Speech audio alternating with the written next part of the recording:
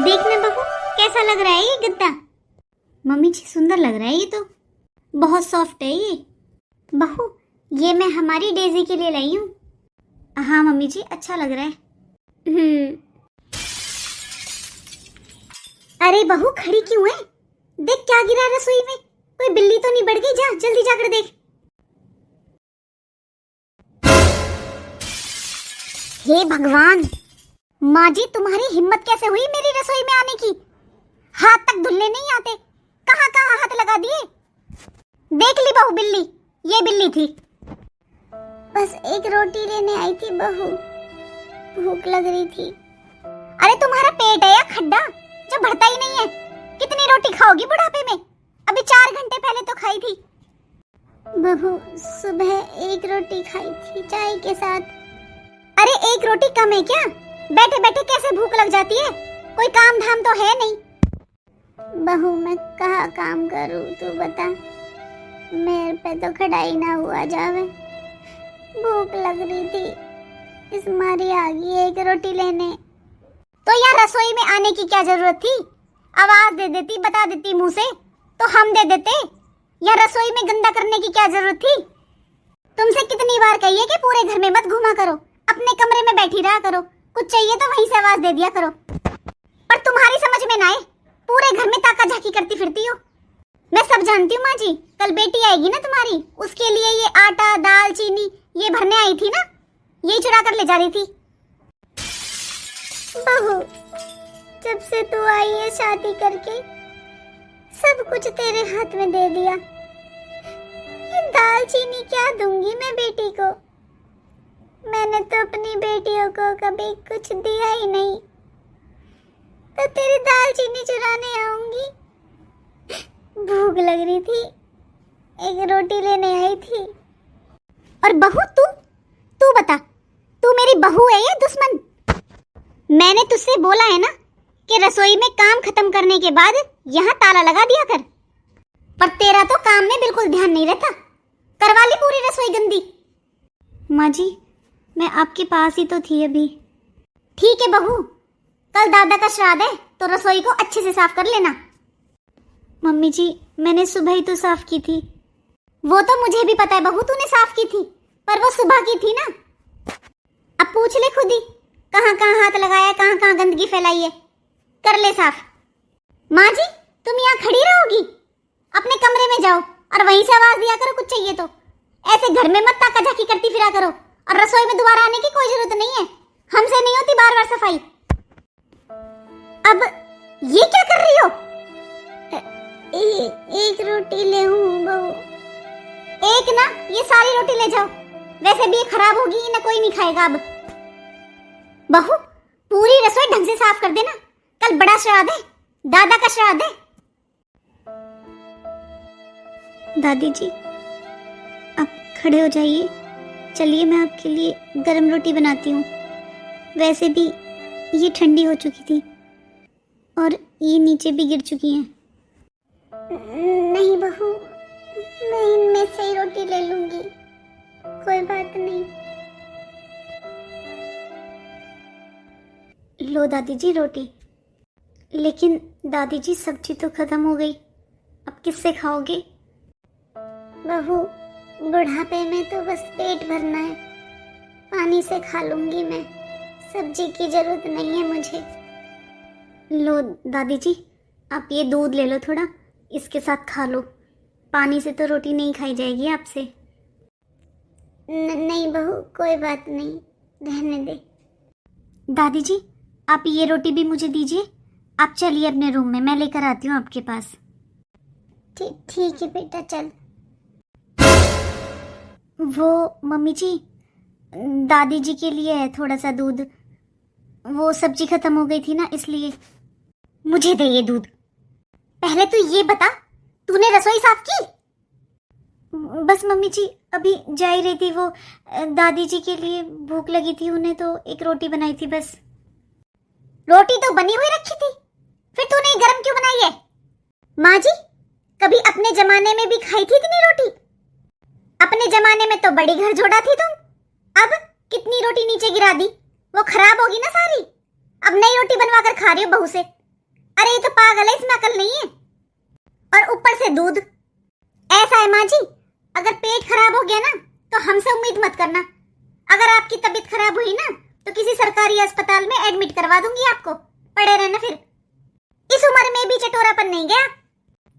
अरे बहू, आज पता होता कि तू ऐसा व्यवहार करेगी मेरे साथ तो कभी भी सब कुछ तेरे नाम नहीं करती।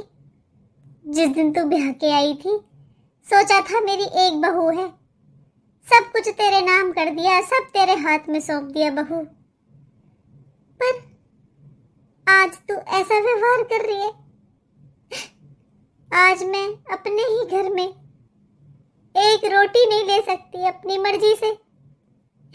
मैं जिस चीज को हाथ लगा देती हूँ वो चीज तेरी गंदी हो जाती है। अरे कौन सा तुम्हारा घर है? कच्चे घर में ब्याह कर लाए थे मुझे। 2 कमरों का घर था वो, जिसमें आप मुझे बहू बनाकर लाई थी। मेरे पति ने बहुत मेहनत से बनाया है ये घर। और क्या नाम कर दिया आपने मेरे? वो कच्चा घर, वो पड़ा है। माँ जी एक काम करो, यहाँ से जाओ और उस कच्चे घर में ही रह लो और अपनी बेटियों को भी वहीं बुलाया करो। हर वक्त ये नाम कर दिया, वो नाम कर दिया, ये तुझे सौंप दिया। अरे क्या सौंप दिया? कुछ था भी आपकी तिजोरी में? कंगालों के घर में आई थी मैं। वो तो मेरी किस्मत है जो मेरा आदमी इतना कमाता है आज। बहू, जो तेरा आदमी है ना वो पहले मेरा बेटा है। अगर मेरा बेटा ना होता तो तू कहां से आती? माना कि हमने कुछ नहीं किया, तू कच्चे घर में आई थी, लेकिन अपने बेटा को इतना काबिल तो हमने ही बनाया है ना बहू। और सुन बहू, जो तू हर टाइम मेरी बेटियों को ताना देती है ना, वो क्या ले जाती है वो? उन्हें तू 100-100 रुपए देती है, चाहे तू कितना भी कमा रही है, लेकिन मेरी बेटियों को तू बस 100-100 रुपए देती है। अरे उनकी 100-100 रुपए की औकात है क्या? और सुन बहू, अगर ये घर कंगालों का था ना, यहाँ कुछ नहीं था, तो तू कौन से राजघराने से आई थी? ये सब तेरा करवाया हुआ कलेश है। खुश होगी ना तू अब? ये दूध रहने दे और 1 गिलास पानी ला कर दे दे, खा लेगी रोटी।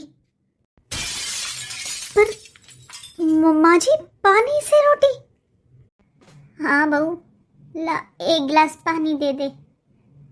अरे जब भूख लगती है ना तब रोटी पानी के साथ भी बहुत स्वाद लगती है बहू। ला बहू, रोटी मैं ले जाती हूँ, तो बस 1 गिलास पानी ला दे। लो दादी जी पानी। 1 रोटी, 1 गिलास पानी, 1 रोटी, 1 गिलास पानी। दादी जी की कितनी याद आ रही है मुझे। कल दादी जी का श्राद्ध है। घर में माँ जी ने कितना बड़ा प्रोग्राम रखा है।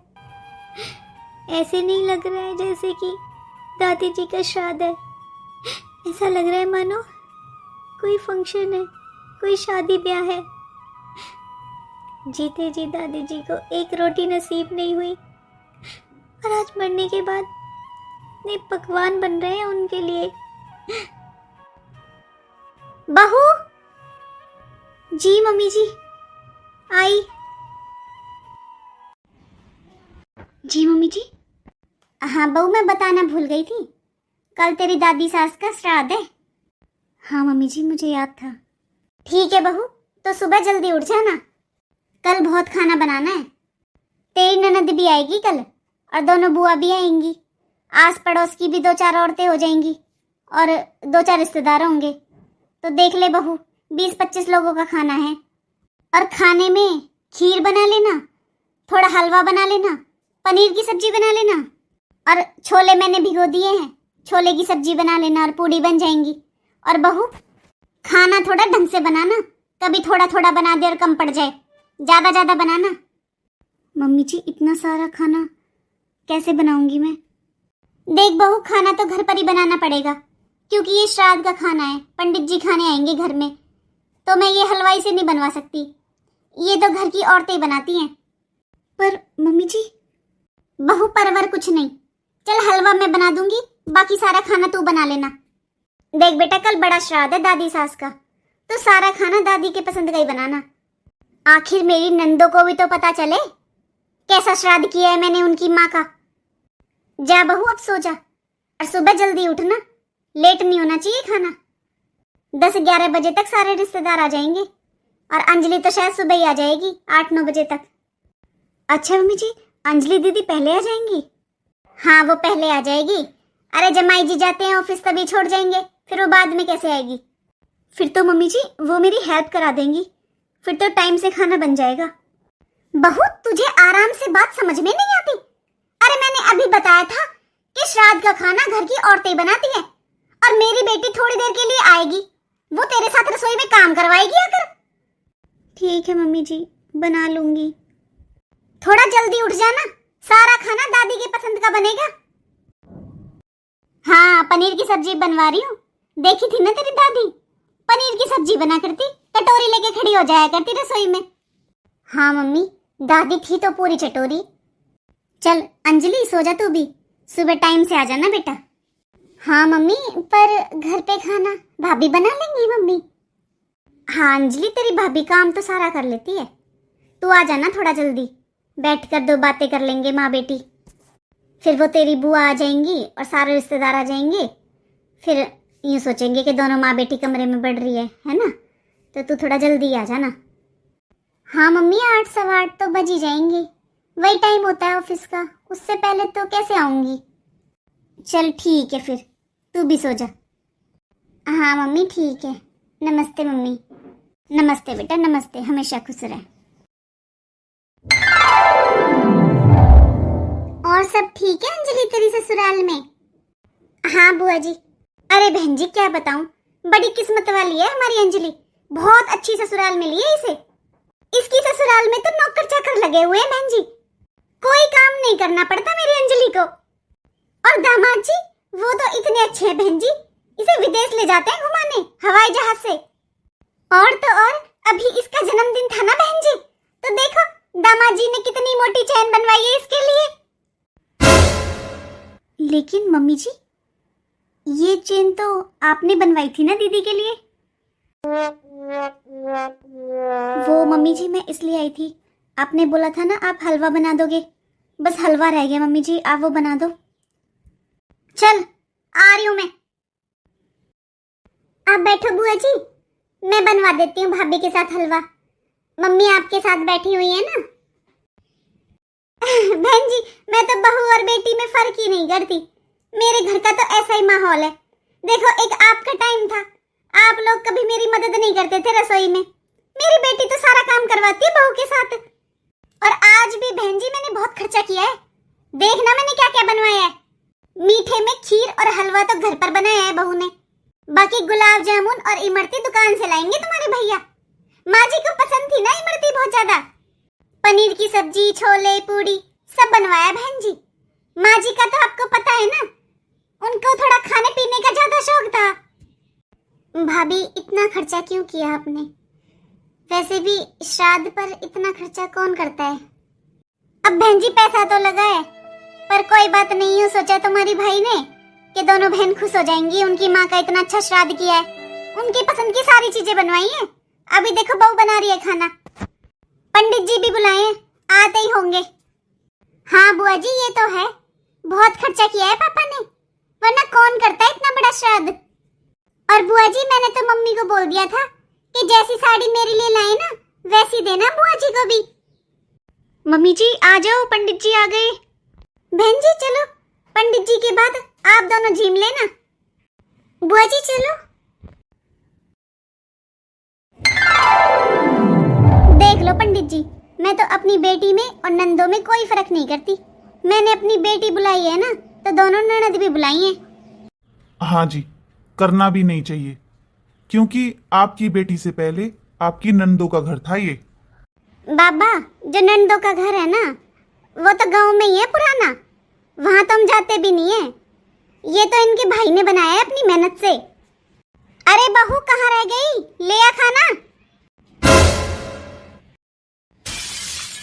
बहू तेरा दिमाग तो ठीक है। अरे मैंने इतना खाना बनवाया है, वो कहाँ है? ये तू एक सूखी रोटी और एक गिलास पानी ले आई, ये क्या अपमान है पंडित जी का? आपने अपनी बहू से हमारा अपमान करवाने के लिए हमें न्योता दिया था। पुत्री, श्राद्ध पितरों की शांति के लिए किया जाता है। शास्त्रों में कहा गया है कि इन 15 दिनों में सभी पितर धरती पर आते हैं और श्राद्ध तर्पण के द्वारा भोजन ग्रहण करते हैं। और बहू, हम पितरों के पसंद का खाना बनाते हैं श्राद्धों में और पंडित जी को खिलाते हैं। कहते हैं कि पंडित जी अगर भोजन कर ले तो समझो हमारे पितरों ने कर लिया। ऐसा करने से पितरों का आशीर्वाद मिलता है। और घर में इतना खाना बनवाया है, तो ये क्या लेकर आई है? अरे जैसे पितर नाराज होते हैं और वो श्राप देते हैं, ऐसे ही पंडित जी भी श्राप देते हैं।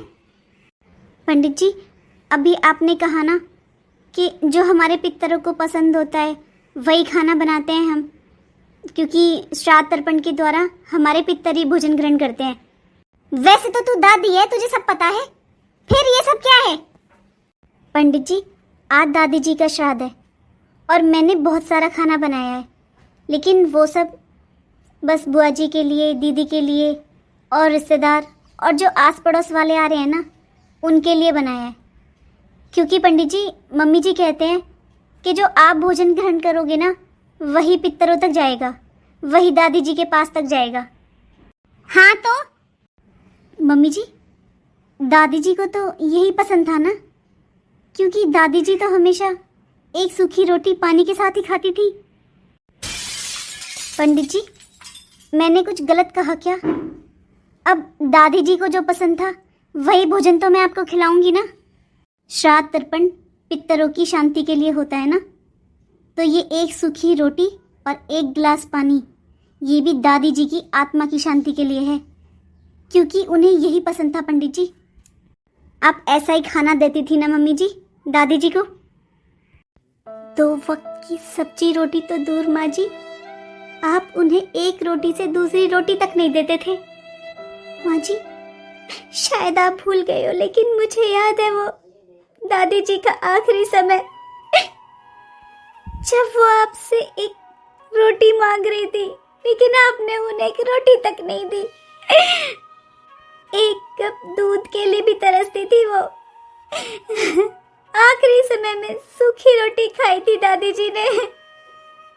उनका पेट ना खराब हो जाए, इसलिए आपने फिर सूखी रोटी भी बंद कर दी थी उनकी। क्या मेरी माँ एक सूखी रोटी के लिए भी तरस रही थी?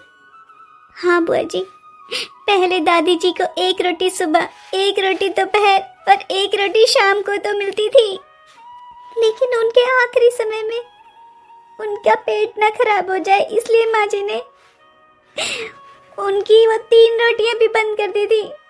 बस उन्हें दिन में 1 रोटी देते थे।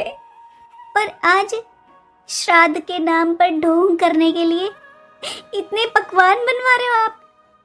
आपको क्या लगता है माँ जी, दादी जी की आत्मा को शांति मिलेगी ये सब देखकर? श्राद्ध पितरों की शांति के लिए होता है माँ जी, लेकिन कुछ लोग जीते जी तो एक रोटी के लिए भी तरसते हैं और उनके मरने के बाद उनके लिए 56 भोगों का भोग लगाया जाता है। ऐसे श्राद्ध तर्पण से पितरों को शांति नहीं मिलती माँ जी, बल्कि उनकी आत्मा को और दुख पहुंचता है। पुत्री, एक पल के लिए मुझे लगा था तुमने मेरा अपमान किया है, लेकिन तुम्हारी ऐसी सच्ची भावना देखकर अब मैं इस घर का भोजन ग्रहण नहीं कर सकता। जिस घर के बुजुर्ग भूखे प्यासे होकर इस दुनिया से गए हैं, उनकी आत्मा को श्राद्ध तर्पण से शांति नहीं मिलेगी। बहन जी, मुझे क्षमा करें और आज्ञा दें। देख लो बहन जी, ऐसी बहू हैं आजकल। और पंडित जी, उसके तो ज्यादा ही नखरे हो रहे हैं। आप कहाँ जा रही हो? बैठो, जीमो आप जीमो। ठीक है भाभी, माँ का श्राद्ध था इसलिए हम दोनों बहनें आ गई, अब हमें भी जाने दो। अरे बहन जी, ऐसे बहन बेटी घर से भूखे नहीं जाती। तुम्हारी माँ का श्राद्ध है और उनकी बेटी घर से भूखी जाए तो उन्हें क्या अच्छा लगेगा? अरे माँ बाप का ना सही, तुम्हारे भाई भाभी का घर तो है ये। भूखी मत जाओ बहन जी, वरना आपकी माँ भी भूखी रह जाएगी। भाभी, हम तो बस इस घर से भूखे जा रहे हैं, लेकिन हमारी माँ तो इस दुनिया से ही भूखी चली गई। भाभी, माँ को सब्जी कितनी पसंद थी, लेकिन आपने माँ को आखिरी समय में रोटी तक नहीं दी। अरे एक फोन कर दिया होता भाभी, हम अपने पास ले जाते अपनी माँ को। कम से कम भूखी तो नहीं जाती हमारी माँ। हमारी माँ कितनी तड़पी होगी भाभी, जिसे जीते जी भर पेट रोटी भी नहीं मिली, आज उसके नाम पर इतने पकवान बना रहे हो भाभी। माफ करना भाभी, लेकिन आज के बाद इस घर की एक रोटी भी गले से नीचे नहीं उतरेगी। जब माँ मरी थी ना, तब उतना दुख नहीं हुआ जितना कि आज हो रहा है, ये सोचकर कि हमारी माँ इस दुनिया से भूखी प्यासी तड़पती गई है, वो भी 3 बच्चे होने के बाद। कितना तड़पी होगी हमारी माँ। काश ये खाना उन्हें जीते जी खिला दिया होता आपने। मम्मी, मेरा भी अब यहाँ पर रुकने का मन नहीं है, मैं बाद में फिर कभी आ जाऊंगी, लेकिन अभी मुझसे ये खाना नहीं खाया जाएगा। मुझे नहीं पता था मम्मी, दादी को आपने ऐसे तड़पाया है। मुझे माफ कर देना मम्मी जी, लेकिन सारी रात मुझे सपने में एक सूखी रोटी, एक गिलास पानी, एक सूखी रोटी, एक गिलास पानी, बस यही सब सुनाई दे रहा था मम्मी जी। प्लीज मुझे माफ कर देना।